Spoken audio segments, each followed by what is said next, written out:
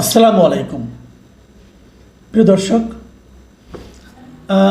যে বিষয়টা নিয়ে কথা বলবো আসলে ঘটনা হলো তিনটা। আমি আসলে সিদ্ধান্ত নিতে পারছিলাম না যে কোনটা আগে বলবো কোনটা পরে বলবো। তার চেয়ে বরং এক কাজ করি, যেটা যেভাবে ঘটেছে সেভাবে বলি, যেটা আগে ঘটেছে সেটা আগে বলি। এবং এই তিনটা ঘটনার মধ্যে আমি কোথায় যোগসূত্রটা খুঁজে পাচ্ছি সেটা আপনাদেরকে বলবো।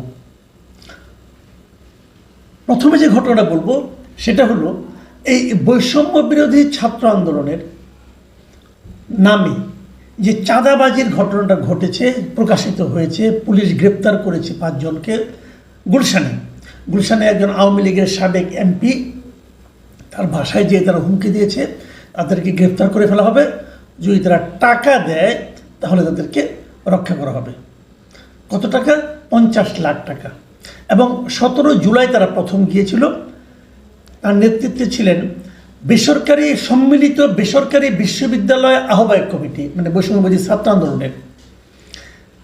তার নেতা আব্দুর রাজ্জাক রিয়াদ, উনি ছিলেন, তার সঙ্গে ছিল কাজী গৌরব অপু এবং আরও অনেকে। মোটামুটি প্রথম দিন এই শাম্মী আহমেদের হাজব্যান্ড, যিনি সাবেক এমপি ছিলেন আর কি, তার হাজব্যান্ড তাদেরকে 10 লাখ টাকা চাঁদা দিয়েছেন।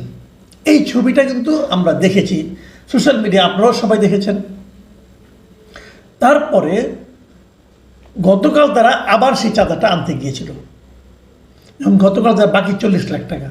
গতকাল যখন যারা 5 জন সেখানে যায় তখন ওই বাড়ির লোকজন পুলিশে খবর দেয় এবং পুলিশ তাদের এই আব্দুর রাজ্জাক সহ 5 জনকে গ্রেপ্তার করে। এটা হলো ঘটনা, মানে কালকের ঘটনা। কালকের এই ঘটনার পর সর্বত্র প্রচারিত হয়েছে, অনেকেই কিন্তু মানে বিস্মিত হয়েছেন যে এটা কোনো কথা। এদেরকে দেশের মানুষ এত ভালোবাসত। বৈষম্যবিরোধী ছাত্র আন্দোলনের কিছু কিছু বদনাম কিন্তু আমরা শুনেছি, এটা খুব স্বাভাবিক শোনাটা। একটা কথা মাথায় রাখবেন, আমি মাঝে মাঝে বলি যে আপনি কিন্তু একেবারে কাউকে না জানিয়ে কোনো দুর্নীতি করতে পারবেন না। যদি আপনি কাউকে জানাচ্ছেন না, কার পক্ষেও জানবে না, কিন্তু আপনি যার সঙ্গে দুর্নীতিটা করলেন সে তো জানলো, যার কাছ থেকে টাকাটা আনলেন সে তো জানলো, সে আপনাকে টাকাটা দিল। সে কি টাকাটা খুব আনন্দের সঙ্গে দেবে না, সে ভয় পেয়ে ভয়ের কারণে দেবে। একটা সময় আসবে হয়তো সে অতিষ্ঠ হয়ে যাবে আপনার কারণে, তখন সে এটা তার ঘনিষ্ঠ 2-1 জনকে প্রকাশ করবে, সেখান থেকে সারা দেশে ছড়িয়ে পড়বে। অথবা একসময় সে মনে করবে আপনার তাকে ভয় দেখানোর ক্ষমতাটা এখন কমে গেছে, তখন সে সাহসের সঙ্গে বলে দিবে। কাজেই আপনি দুর্নীতি করবেন কিন্তু কেউ জানবে না, এটা সম্ভব না রে ভাই। কাজেই 1 কান 2 কান 3 কান হতে হতে কিন্তু সকলের কানে চলে আসে। আমাদের কানেও অনেক দুর্নীতির খবর আসে, কিন্তু তথ্য প্রমাণ না থাকলে ওটা তো আমি পাবলিকলি উচ্চারণ করতে পারবো না, সেই জন্য হয়তো অপেক্ষা করতে হয়। কিন্তু ওই লোকটার প্রতি যে দুর্নীতি করেছেন তার প্রতি তথ্য প্রমাণ লাগে না। আমি তো জেনেছি কিছু, যারা আমাকে জানিয়েছে তাদেরকে আমি জানি তারা কেমন লোক। যখন জানিয়েছে তখন ওই লোকগুলির প্রতি কিন্তু আমাদের শ্রদ্ধাবোধ কমে যায় এবং এই কমাটাই সামগ্রিকভাবে দেশের মধ্যে ছড়িয়ে পড়ে।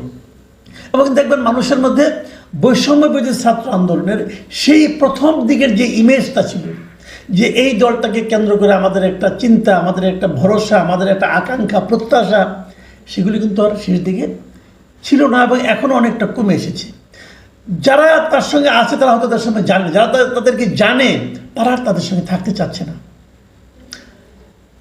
কাজেই কিছু কিছু আমরা জানতাম কিন্তু প্রমাণ হয়তো ছিল না, কিন্তু এবার তো প্রমাণ পাওয়া গেল, তাদেরকে পুলিশ ধরে নিয়ে এসেছে। এই ঘটনার পর এই বৈষম্য বিরোধী ছাত্র আন্দোলনের এক সময়কার খুবই উজ্জ্বল মুখ এবং যিনি ওনাদের মুখপত্র পর্যন্ত ছিলেন, সেই উমামা ফাতেমা, যিনি কিছুদিন আগে তার সঙ্গে আনুষ্ঠানিকভাবে সম্পর্ক ছেদ করেছেন, উনি কিন্তু আনুষ্ঠানিকভাবে সম্পর্ক ছেদ করে অন্য কোনো সংগঠনে আবার জয়েন করেন নাই, উনি ওনার মতে আছেন।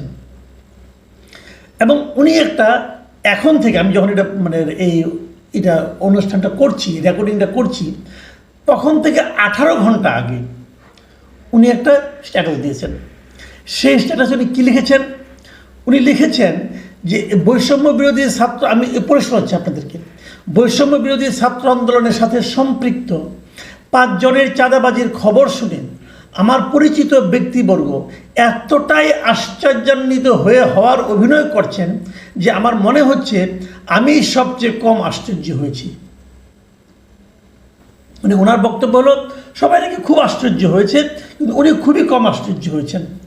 এখানে একটা জিনিস খেয়াল করেন, উমামা ফাতেমার প্রথম যে দুটো বাক্য, একটা বাক্য আমি পড়লাম বড় বাক্য, সেখানে কিন্তু দুটো পয়েন্ট আছে। একটা পয়েন্ট আছে, উনার পরিচিত ব্যক্তিদের যারা আশ্চর্যান্বিত হয়েছেন উমামা ফাতেমার বিবেচনায়, তারা আসলে অভিনয় করেছেন। যে আসলে উমামা ফাতেমার ধারণা যে ওনারাও সব জানতেন, কেন অভিনয় করেছেন। আর উমামা নিজে সবচেয়ে কম আশ্চর্য হয়েছে, কারণ উমামা নিজে ওদের সম্পর্কে প্রচুর জানে। এবং এই জানাটা যদি উনি জানতেন তাহলে সেটা আগে প্রকাশ করলেন না কেন, অথবা বললেন না কেন? ওই যে বললাম আমার মতো অবস্থা, জানি অনেক কিছু, কিন্তু তথ্য প্রমাণ না থাকলে তারা এখন ক্ষমতায় রে ভাই, আপনি জীবন তো হারাম করে দিবে। কাজে সে হচ্ছে সে কারণে বলে নাই। এবং উনি একদম ডিটেইলে মানে অনেক জায়গায় বলেছেন যে এদেরকে আমি বিভিন্ন জায়গায় দেখেছি, নেতাদের সঙ্গে ডাইনে বামে এরা থাকতেন, এরা সচিবালয়ে যেতেন, মিটিং মিছিলে থাকতেন, নেতাদের সঙ্গে সমন্বয়কারীদের সঙ্গে, কারো বাম হাত কারো ডান হাত এরকম হয়েছেন, এবং তারা প্রোটোকলও পেয়েছেন এরকম।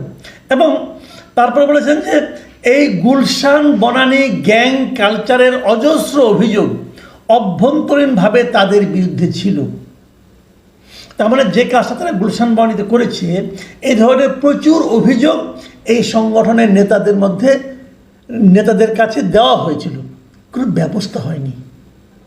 হয়তো উমামার এই কারণে অভিমান হয়েছে এবং সে ওখান থেকে, এবং তারপরে এক জায়গায় লিখেছেন যে যখন অভিযোগ দেওয়া হতো তখন নেতাদের মধ্যে এক ধরনের পিন ড্রপ সাইলেন্স দেখতেন, মানে তারা এটা নিয়ে কোনো আলোচনাই করতেন না, চুপ থাকতেন একদম। এবং সেই কারণে উমামা এক জায়গায় লিখেছেন হতাশে, আজকে এত মাস পরে এই প্ল্যাটফর্মের দিকে তাকালে বলার ভাষা পাই না, কেন? যে যেভাবে পারছি এই প্ল্যাটফর্মকে নষ্ট করেছে। বুঝতে পারছেন হতাশাটা? তারপরে উনি শেষের লাইনটা কি লিখেছেন শুনুন, ঠিক মতো খোঁজ দিলে বুঝবেন এদের শেকড় অনেক গভীরে। এই কথাটা কি অর্থ? মানে এদের শেকড় অনেক গভীরে মানে কি? মানে আমি যেভাবে বুঝি যে এদেরকে সাপোর্ট দেওয়ার জন্য অনেক লোক আছে, এনসিপির মধ্যেও আছে। কেন আছে? তাহলে কি এটা যারা 5 জন গিয়েছিল এই টাকাটা নিতে, কেবল তারা 5 জনই এটা নিত না, অন্য কাউকে দিত, তারা একটা অংশ মাত্র পেত, এবং যাদেরকে দিত তারা খুব পরিচিত মুখ, তারা খুব বড় নেতা। এটা কি হতে পারে? আমি এই সম্ভাবনাটাকে গ্রহণ করছি। কেন গ্রহণ করছি আসেন সে আলোচনাটা করি।